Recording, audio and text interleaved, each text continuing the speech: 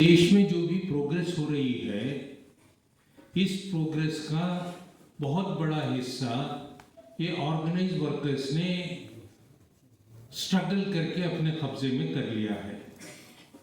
और इस वजह से जो लोग अनऑर्गेनाइज हैं, इनको हम कुछ नहीं कर पा रहे हैं।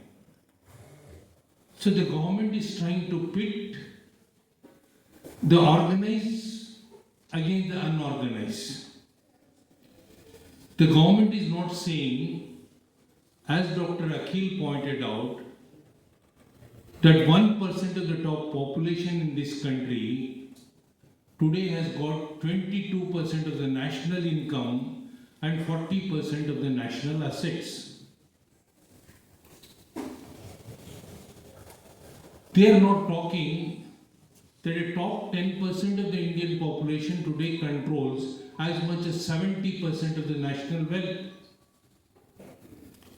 So what they are trying to do is that people's anger should not be against them. People's anger should not be against a system, as Dr. Akhil pointed out, the exploitative capitalist system, and a struggle should not develop on that. And therefore, you try to pit the organized against the unorganized and divert their attention from fighting the real enemies. That is the reason why we decided in the AIPA conference that such programs should be organized across the country. We were very clear that if 99% of the workforce do not have a defined benefit pension scheme, the defined benefit pension scheme for the 1% cannot remain secure. It is going to come under attack. And we have seen that happening. We have seen that happening with the government displacing the defined benefit pension scheme with the national pension scheme now. So we decided that we should mobilize people.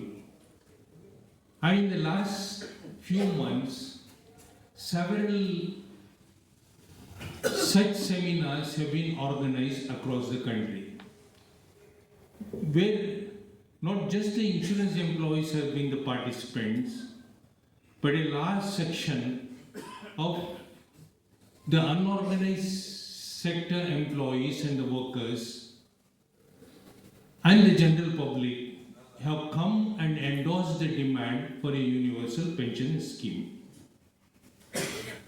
And we are happy that our movement is taking its roots, and our movement is capable of catching the attention of the nation and projecting this demand as the fundamental demand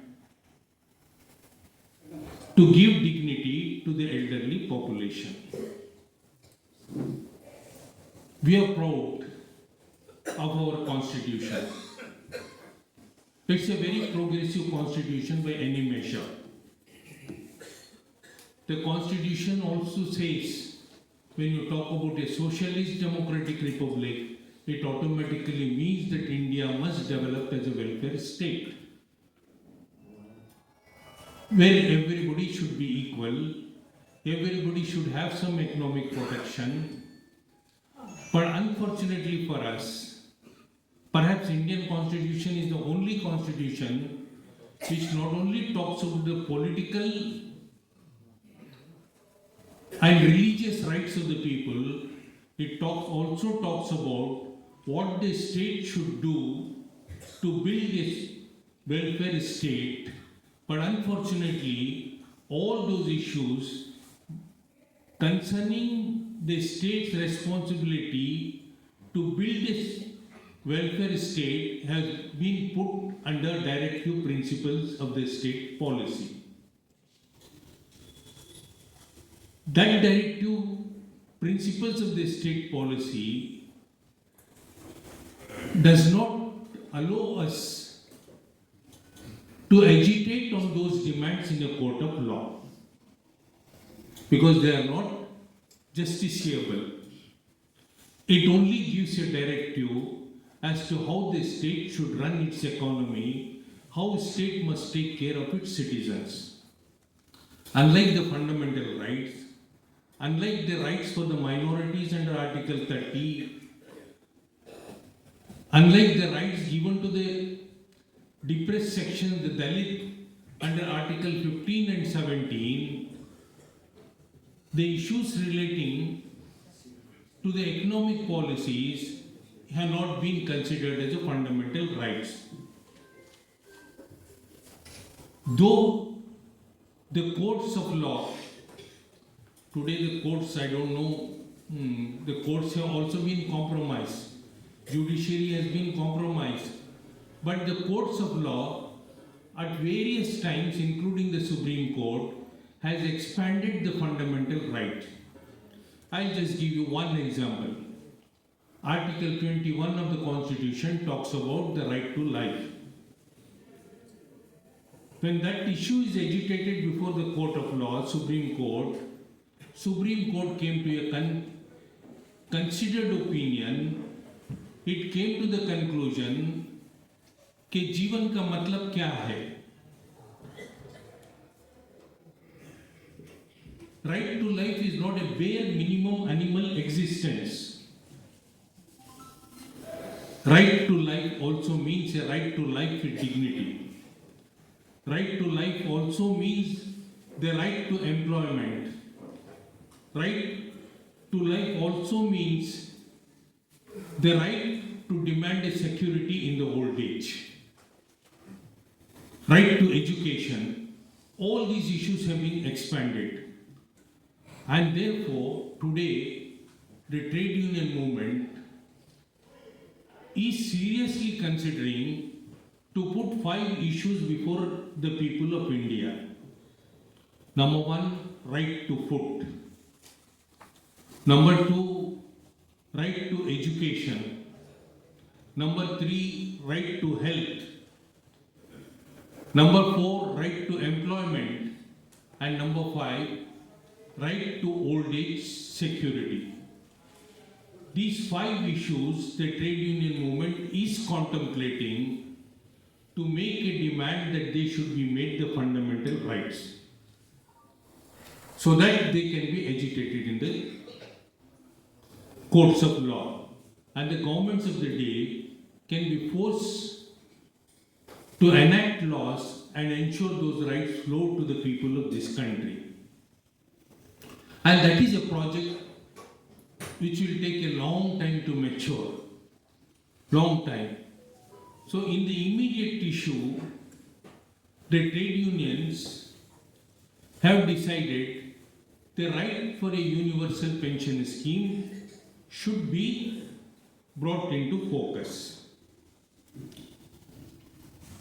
Now the question is, we want a non-contributory universal pension scheme. It is different from the targeted pensions which the government has been giving now. Some targeted pensions are being given as the declaration talks about 200 rupees for the people below the poverty level. What is the poverty level? How it is determined, that is another matter to be discussed, and how hollow it is, everybody can understand if they read it. But we are saying that forget about the targeting of the pension, it should be made universal for the entire population. We have kept 60 years. 60 years because that is the retirement age in the public sector and the public institutions. But for a vast majority of the workforce in this country, they have no retirement age. 57%, as the declaration pointed out, are self-employed. People who are your delivery boys, people who work in the construction, the people who, we get irritated by them telecallers every time they calling us and saying that you do this, you do that. You have the youth who have lost all hope of finding an employment, and there a large number of those youths today we find them as selling food on the streets. Street food vendors they have become. The telewalas, none of them have got a retirement age. They have to work till they die for their survival. So in that kind of a situation, we have said it should be a universal non-contributory pension scheme to all those who have attained the age of 60. Now the government argument is that the government finances do not permit such a scheme. It is not possible. We are saying that the elderly population, the 60 years and above, is fast growing. And remember that we are going to lose the what you call as a benefit of a young population very soon. Still, we have a population which is below 35 years, accounting for about 60% of the total population. But that advantage we are losing very fast. So we are saying that all those at present, if you take 2024 January, there would be about 14 crore people who are above the age of 60 in this country. And perhaps by 2030, it would become about 20 crores. Because the longevity, the lifespan of the people is increasing because of the progress the science has made, the medicine has made. And that is going to become a significant proportion of the total population in due course. The government says, how is it possible for us to make a financial commitment when the population of the elderly is continuously growing? We are saying that today if 14 crore people are there who are above the age of 60, there may be some among them who are getting a defined benefit pension scheme. We do not want them to be covered under that. The government employees, we do not want ourselves, insurance employees, to be covered under that scheme. We will voluntarily opt out of that scheme because we are already getting a pension scheme on which we are demanding for improvement. That is another issue. So even if you minus this, perhaps around 12 crore elderly would become eligible for the universal pension scheme. What is our demand? The demand is that they should be paid a minimum of 3,000 rupees per month, adjusted to inflation. Adjusted to inflation. Now, according to the calculation of some economists, eminent economists in this country, they have calculated if today, if India economy has crossed $3 trillion and we expect that in another 2 or 3 years, the economy is going to cross $5 trillion. For such an economy to bear these expenses is not a great burden. The calculation says that it may require about, as on today, about 1.5% of the GDP. But as the economy grows, this figure is going to come down. It is also true that the number of people are going to increase. But nevertheless, the growth of the economy is going to bring down the cost to the government. And we say that it is simply possible for the government to introduce such a scheme. We don't have to tinker with the existing taxes.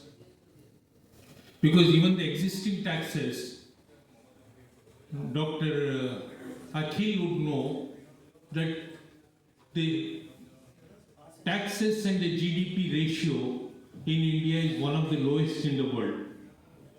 The rich are not paying enough taxes. So we say that, and the poor are paying more taxes because direct taxes compared to the direct taxes, the indirect taxes are much more in this country. And every person in this country pays a tax. Some people have an illusion that only the salaried section pay the taxes, the others do not pay it. Every person, including a beggar who goes and purchases a kerosene tablet, he pays the tax in the form of GST. Every person in this country pays the tax. And the indirect taxes are very unjust, it is very unequal. What is the justification? You go to fill a liter of petrol in your vehicle, you pay the same taxes as Adani pays, as Ambani pays. And where is the justification? A rickshaw driver, he pays the same rate of tax as the Adani and the Ambani. So indirect taxes is an indirect method of transferring the wealth from the poor to the rich. And in this country we are seeing that transfers are taking place in tremendous ways. Just to give one example, you have the GDP. In the GDP, the share of wages will be calculated, the share of profits will be calculated, and you would find that in 1980, the share of wages in the GDP was 38%. In 2019, it came down to 17%. The share of profits in the GDP in 1980 were around 18%, and today they have gone up to 37%, which means wages are declining in GDP and the profits are increasing for the corporates and the shareholders. And this is a reverse flow of wealth which is taking place from the poor to the rich. So we are asking the government, you don't have to touch the existing tax structure. We want you to impose two taxes, new taxes. Not on 99% of the people, on 1%, the top 1% of the population, you impose two taxes. One is a wealth tax. 2% of the wealth which the 1% hold had to come as the tax. Second tax that we are proposing is introduce a inheritance tax. Again, I am talking about the 1%, the top 1%. Inheritance tax. What is inheritance? Very recently you would have read in the paper, Amitabh Bachchan has a total asset of around 2,800 crores. And he has divided that asset with to his two children, Abhishek and Shweta. Now my question is, the economists are asking a question. Abhishek did not work to earn that money. Shweta did not work to earn that money. They have inherited it. And when they have inherited without earning, certain portion of that wealth should go to the state. And that inheritance tax is there in almost all developed countries. America charges 40% inheritance tax.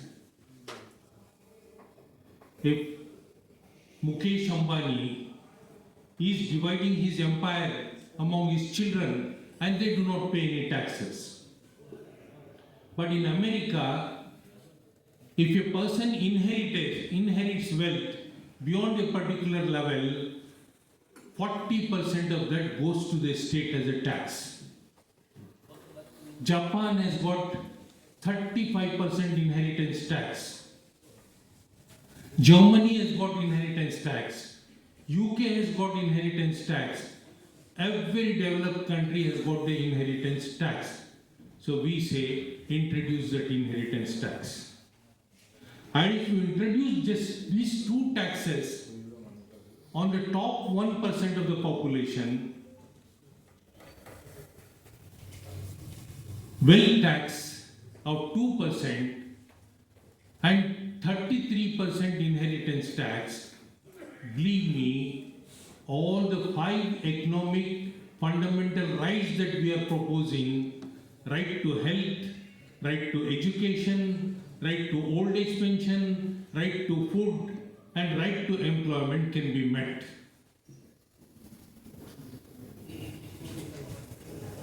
And that is the demand that we are posing. And we are saying that in the present situation, if you spend just a little over 1% of the GDP, it is possible for the government to introduce a universal pension scheme for the elderly. Why the government does not want to do it? The simple thing. Why?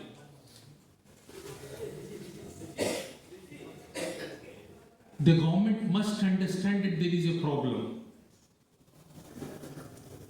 The government keeps on talking about the 5 trillion economy, saying that we are going to become the 3rd largest economy.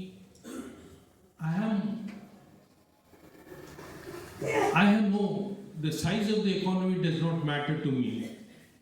Because larger the population, the size of the economy will be more.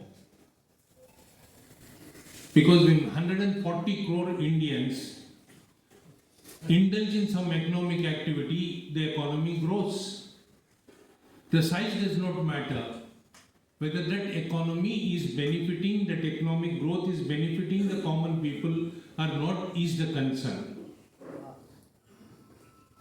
And if you're talking about India becoming the 3rd largest economy in the world, why will you not tackle seriously the issue of poverty in this country?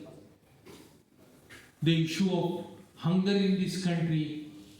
Why you should be a top rank in the hunger index brought out by the UNDP? So the size of the economy does not matter. If the government feels the economy is growing, the bulk of the benefits of that growth is being cornered by a small sections of the people. We want the government to act as per the Constitution. In the directive principles of the Constitution, there is one class, and that class says, Article 42, 43, 41, it says, it is the responsibility of the state to ensure the concentration of wealth does not take place in few hands. But today, the concentration of wealth is taking place. And if the government can break that concentration of wealth, it would be possible to make the life of the common people much better, much secure. But the government is not going to do that. And the governments across the world are creating a situation where they find that the concept of welfare state itself is dead. The governments need not be welfare oriented.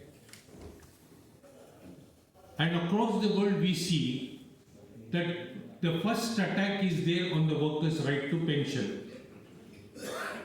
and they are attacking it in two forms. And recent period, you could have seen huge struggles taking place in Italy, in France, in UK on the issue of pension. And all these three countries have chosen that the pension liability has to be deferred. And how are you going to defer the pension liability? That deferment takes place by increasing the retirement age from 60 to 62, 62 to 65, and now in France it is 67 years is the retirement age. By increasing the retirement age, you are reducing your lifespan of receiving the pension. Your working life you are expanding, your post-retirement age you are reducing it.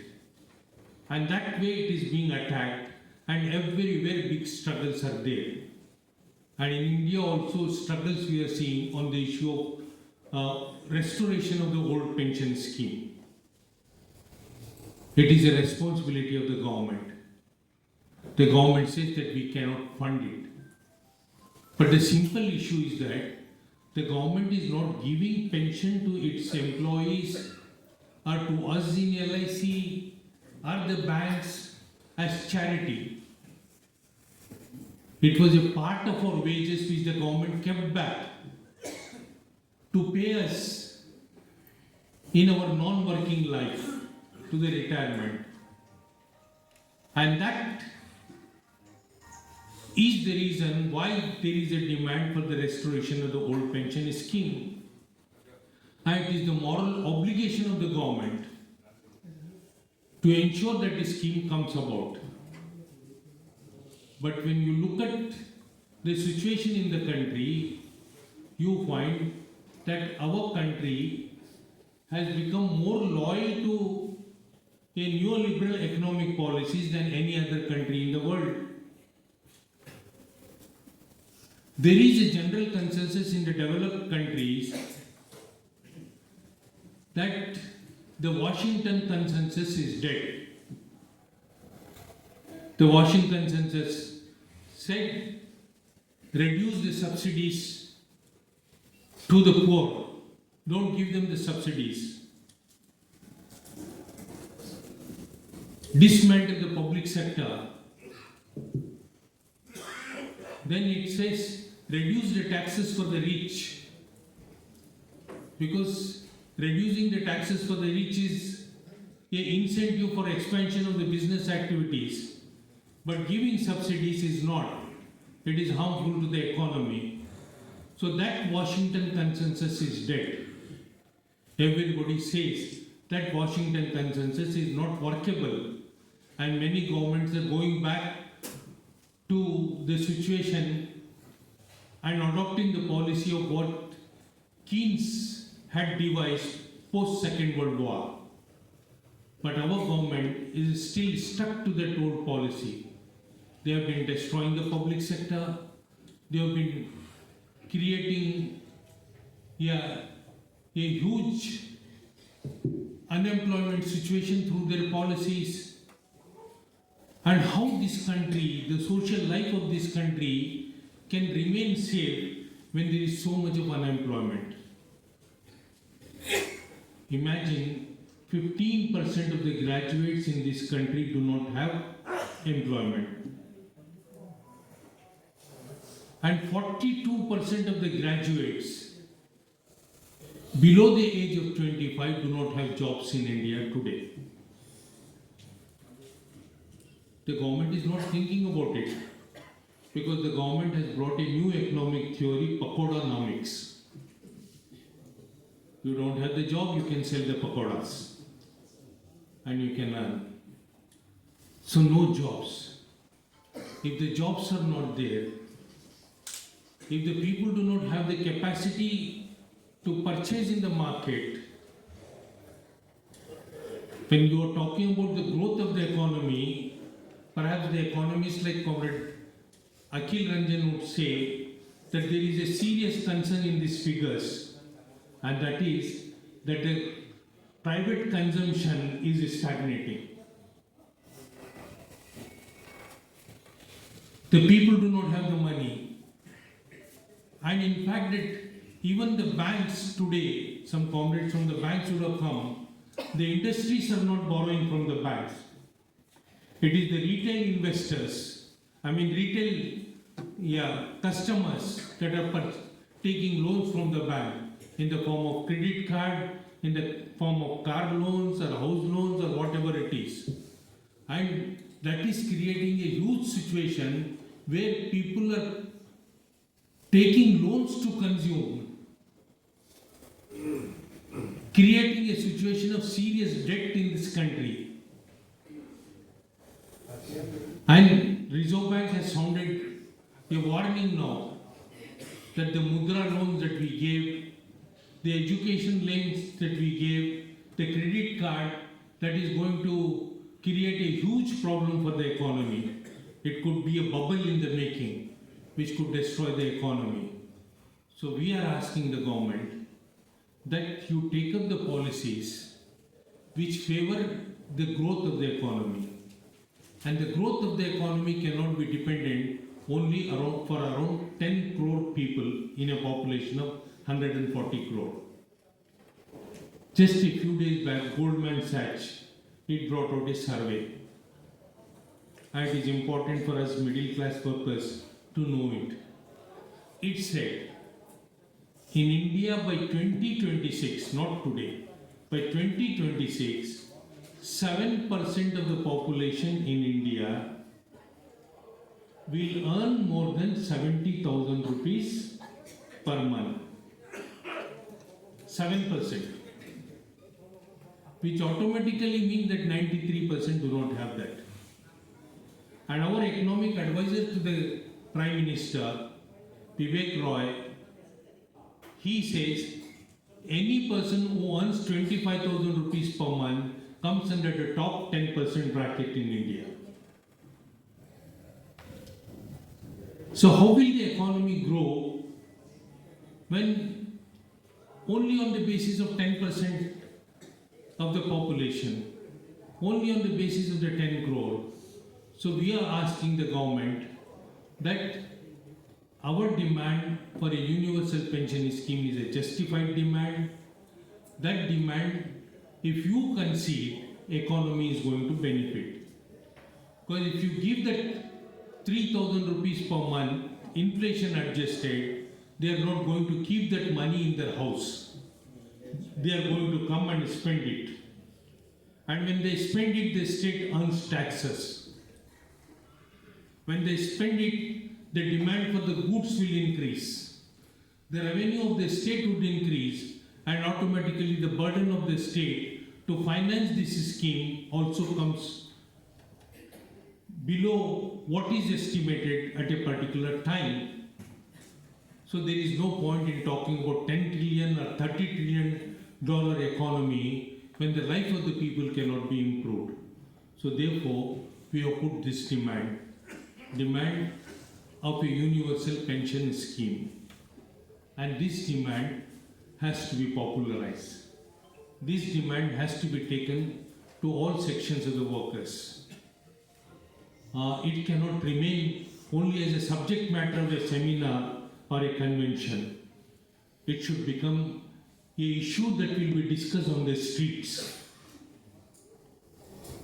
Only when this issue is discussed on the streets, then the issue can develop into a potential demand which can be realized. So that is the job that we have taken upon ourselves. So today, the condition of the workers is tremendously bad. If you have find time, please open your computer, download the status of working India, a report brought by Azim Premji University. It gives you the details as to the conditions of the workers that are there in the country. And Azim Premji University estimates that the average income in this country is 12,000 rupees per month. 12,000 rupees per month. So how do you take pride in the fact that you are Vishwaguru, you are a $5 trillion or $10 trillion economy. And Azim Premji University report also says, mind you this, that 70% of the workers do not have a written employment contract. Can you understand? When you come to LIC, you come to bank, the appointment letter is given, the conditions of your employment are written on that, and you sign it and you join. 70% of the workers in this country do not have a written contract. They do not know when their job comes to an end. I had the fortune of building up a movement of the IT workers in Bangalore. It was the first trade union in India that we created in Karnataka, IT Employees Union. And they gave me the responsibility of working as the president. Then, our struggle in the IT is today that every day in the office, a large number of people come saying that yesterday evening, the manager came and told us, from tomorrow you don't come to work. There is nothing. And organizing the IT workers is not easy, and you will be surprised that Bangalore city alone has got 16 lakh IT workers. 20,000 IT companies, small and big. And going and mobilizing them is not easy. And everybody is scared. The moment we go to Infosys office, next day the person who takes interest in forming a union there is going to be sent home.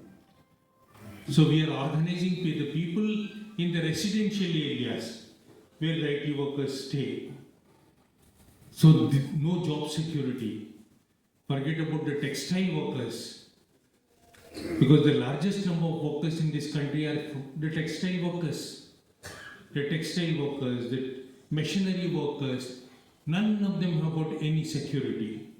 And it is our responsibility to them to ensure that they also lead a dignified life. And we must build up an agitation. And opportunities coming. We must, all the political parties that come and ask for our votes, we should ask them a question: will you take any measure to bring a universal pension scheme? And that has to be developed. And in a situation where all the voices of dissent are brutally crushed, and the left has become the main enemy of the government, as Professor Akhil was telling me, that your chief minister said that the left is the more dangerous than the Ulfa. Because the left talks about poverty. The left talks about unemployment. The left talks about growing inequalities, and it mobilizes the people to fight on those issues. And that is why the chief minister says they are more dangerous than the Ulfa. Because they are capable of mobilizing the people on the real issues. So we had to mobilize the people on the real issues. Tell them that unity of the workers is important. Today the workers are being sought to be divided on communal and caste lines. So if we do not remain united, it will be a very jolly time for the industrialists in this country. So develop that unity, bring this issue to the center stage of the political discourse, and I am sure that our demand for a universal pension scheme, it may not be achieved immediately, but over a period of time, when we build a street battle, it is capable of being achieved. And I'll give you only two examples where, despite a very powerful government which is crushing the working class struggle, they failed to crush two struggles where the street battles won. Number one was the farmer struggle. where the government had to take back the 3 laws they enacted. Number 2, recently, a struggle which is taking place by the truckers on the issue of hit and run, which is introduced in the Criminal Procedure Code. And the government has said that that particular class we have kept it in abeyance. So street battles can force any government, however powerful it is, to go back and concede the demand. So I want our movement to go beyond the seminars, beyond the conventions, and make the issue talk in the streets and mobilize the vulnerable sections of the people, the disadvantaged sections of the people, the marginalized sections of the people, because if they are better off, we will be better off. If they are better off, India will be better off, and that is the aim that we should have from this seminar. I am very hopeful that the success of this seminar will develop into a movement in Assam and will be a guide to the other areas of the country to develop such movement. With this hope and optimism, I conclude. Thank you.